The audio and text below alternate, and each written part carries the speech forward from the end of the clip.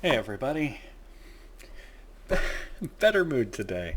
Um, Number 18 in the Criterion Collection, The Naked Kiss by Samuel Fuller. It's a film from the US from 1964. I started keeping statistics on the movies as I watched them, just like decades, directors, countries of origin. I figure like maybe every 20th movie we'll take a look at that and just review them. I like collecting data and statistics. It's fun. Interestingly, though, even though this is the 18th movie, it is the first movie from the 60s. Why? No clue. Can't help you. So, The Naked Kiss. There's First of all, there is one interesting thing. There is in this movie. It's a black and white drama. There is a few seconds where you see a movie theater marquee in a small town, and it's actually showing.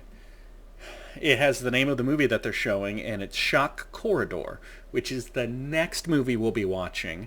It is a movie by the same director that came out the previous year, so it's just kind of neat. There's also a scene where the main actress is reading a book, and it's a book written by the director. Um, it's a little bit how like Alfred Hitchcock puts himself as a little cameo in every movie. I like that touch. It's nice.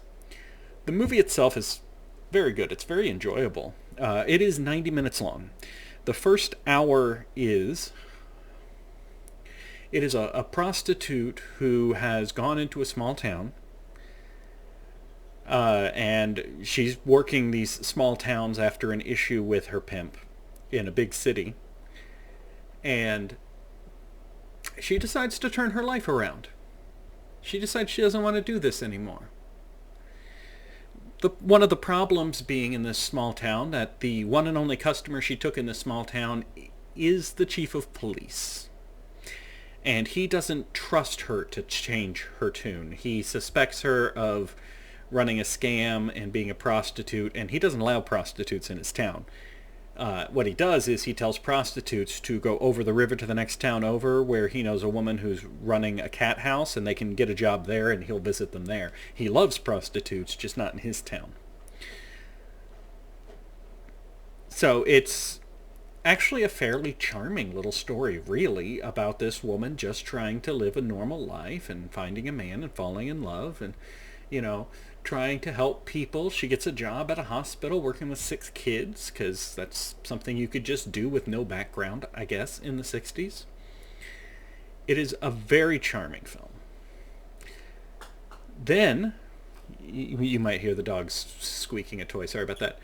The last 30 minutes, though, there is a significant plot twist, which I'm not going to spoil here because it's worth watching. It is a significant plot twist, and then the movie becomes... I see, if I say legal drama, you get the impression of courtrooms and lawyers, but it doesn't go that far. It's the last half hour is basically kind of an episode of Law and Order, but just the law part. No lawyers get involved, no courtroom scenes. It's the police investigation. And essentially, all of the actions that she's taken in this small town get re-examined through a different lens as the police try to determine what's going on. And that part's done really well, too. I kind of needed the first hour of this film after Sallow, because it's just charming and pleasant. Girls, I'm doing something right now. Thank you. I do recommend this movie. It's very good. It even with the big dramatic twist, it's very pleasant. The more purient issues at stake here, like her being a prostitute and her, having sex with the police chief for money, it is all tell, don't show, right? But they also aren't super coy about it. They flat out call her a prostitute. They make it very clear what she does, but there's nothing salacious image-wise. You don't see anything, right? There's nothing titillating. Nobody's even wearing like a short skirt at any point. And the big dramatic twist that happens, again, you don't see it, but we are told what it was, and I'm honestly thankful for that. I don't know what else there is to say. There is a certain charm to black and white that looks good. Um, Not that I think all films should be black and white, because I think, obviously, color is great too. But there is a charm to black and white movies, and the first hour of this movie is very charming. I enjoyed it. It was a nice, mellow way to spend a Sunday afternoon. I don't have much more to say about it, though. I will say the lead actress, I believe her name was Constance Temple, does a phenomenal job in this movie. She is the star of the film, she carries the film, and she does a great job. And apparently she is a minor part in the next movie in the Criterion Collection, which is the previous movie from the director. Weird that they did it in that order. So, next time, again from the United States from 1963, 1 year back, another 60s movie though, that's two now, by director Samuel Fuller, we will be talking about Shock Corridor.